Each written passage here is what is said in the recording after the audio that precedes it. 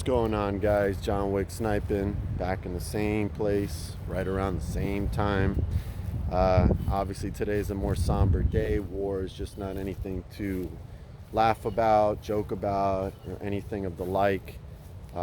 Clearly, this situation is throwing all markets in the world off balance. And of course, with AMC, any excuse to bring the price down there is always a good excuse, clearly. But, you know, it's obviously acting strange in a moment where it should go down. It's kind of holding up to a certain extent. I did wake up early and saw in pre-market that it had broken $14 a share. I immediately transferred some money into my account so that I could pick up some shares. But just to give you a small, minuscule example of how the mind kind of sometimes makes you stop and doesn't allow you to do something that you probably thought you should have done and it would have worked out. So for instance, I would have bought 100 shares right around 14 or just below, and that was for the intention of just quickly flipping it. I wasn't going to add to my position. I'm not really adding large bulks of shares, which for me 100 shares is a large bulk. Clearly it may not be for you. You know, I usually add up to 30 shares maybe here and there when I have available money and when the price kind of dips. But I did not add the 100 shares, and clearly it ran up to almost 16. I could have flipped it for a few $100. I did not do it. The reason why I give you this example is just a small, minuscule example to show you that when the chaos starts with this stock, you're going to have to control these thoughts. You're going to have to go with your kind of first reaction and just live with that and not second guess. And that's why I gave you guys a $1,500 firm exit price for me. I'm going to stay on planet Earth on this. I'm not going to the moon with you guys for 10,000, 50,000 and beyond. I hopped into a live yesterday hosted by the Massalorian. I love when they do that. I kind of want to be a part of this new wave of AMC YouTube content creators. The old wave is the Matt Kors, the treystrades, the Keenan Allens, and I'll even put Lou because he's just been doing this for so damn long. And those are the old guys. Now you got some of the new guys coming in, and they look like more of the type that are like you. I'm definitely like you. I was a guy that was just watching everybody else. I didn't come out talking about AMC on my channel. I built my channel based off of basketball, and I was just the average guy looking at the content just like you guys do, commenting here and there, asking questions here and there, until one day I decided, you know what?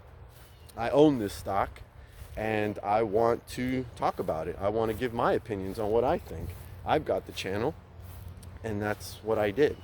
But like I said, I think the new wave of guys is guys like myself, guys like the Massalorian, Tony Denaro, Phil For Real, Pantheon. Those guys are the new wave of guys. And if you're still watching guys like Matt Kors that are still talking about apes and talking about FUD and all that stuff, they're just pulling at your strings. They're not, they've sold us out already. My opinion is this: if you've already gone on mainstream media, you ain't got my confidence anymore. I don't watch you. I don't listen to you. I don't do it because there ain't nobody on mainstream media that is on our side or is looking for us to get rich off this stock. So if you've taken a step forward and decided to go on mainstream media and take whatever money they offered you to control whatever it is they want you to say, I ain't listening to you anymore. I want to listen to the people that own this stock, that prove they own this stock, that are on the ground floor talking to people in the comments section, that aren't Hollywooding it with suits on and microphones. And I know some of the guys that I just said, they like to do the microphone thing. They want to make it look like, they're a radio talk show host and stuff like that, and that's cool. Whatever, man. If you want to feel the part, that's cool. I don't think it really helps viewership. I think the audience actually is looking for down-to-earth people that are really trying to get down to the bottom of this and kind of help them make the best decision that they can. Obviously, you're not going to do anything that anybody's saying on YouTube, but you know what? You can't find any information on mainstream media. You're not going to find any useful information on mainstream media with respects to this stock and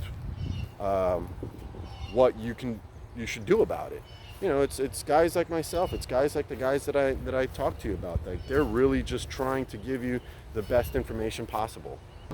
So having said that, you know, guys, I'm not going to take up too much of your time. I've already given you my firm exit price, which, you know, right now in this situation with what's going on in Russia and Ukraine, $1,500 is looking like, man, I would take that in a heartbeat. I would not only just take that if I saw it just naturally go there. I would take that if anybody ever came and says, you know what, we're dealing with this AMC situation, here's what we're offering $1,500 per share. Yes, deal, you can have my shares, thank you very much. If I have to sign something that says I'll never buy AMC again, never buy another stock, whatever, cool, I'll do that. $1,500, pay me, I'm out, I'm good, I won't talk about it on YouTube anymore, I'm done. So like I said, $1,500 is my firm, strong price, unless it starts floating around a lot higher, maybe somewhere at 100 above. But you know, it's just silly to talk about this at this point because we're not even in the 20s. So there's really no point in talking about all the crazy prices and brackets at this point anymore. All we can do now is wait for March, wait to see what these regulations are in fact going to be and how they're going to implement it and what the fines are going to be, so that we can see somebody blink. Because the last thing I want to leave you with in this video is, I don't know why I feel this way, but shouldn't somebody be blinking on the other side of this stock play by now? Shouldn't somebody be saying, shit, the SEC's on our ass, they want us to fucking open everything up and show everything, and we've been doing a lot of dirty shit. So let me start cleaning the shit up now. Let's start getting out of this now. This stock has pretty much been beaten down, and that hasn't happened. So that's something that does worry me. How is it that no one has blinked yet?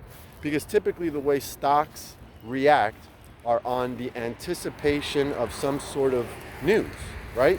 And then on the news, everybody sells it. So I would have thought that by the moment the SEC said something, someone was going to say, fuck, that's it. Come down from our position, start covering, get us the hell out of this shit by now. And it's not happening. So I'm just wondering, do they know something we don't? Because obviously we don't get to know anything. So that's the only thing that really has me worried. But like I said, hopefully we will find out the answers in the next couple of weeks so that we can decide what we're going to do with this stock. But again, today's not a good day. It's never good when there's war. There's never good when there's bloodshed. And at this point, we don't even know how many different ways this war is going to affect us in this country, especially with the oil prices. Hopefully we're not having to pump gas for $5 a gallon, because man, I've been wanting to buy a Tesla for so damn long. I missed my opportunity when I made a lot of money on Kodak and I blew it all chasing a vaccine stock that didn't come to play. Novio Pharmaceuticals, shame on you. I lost a lot of money with you. Maybe some of you guys fell for the same trap too. But I did dump a lot of money there. So guys, I'm going to leave you with that. Thank you for watching. Johnwicksnipin is out.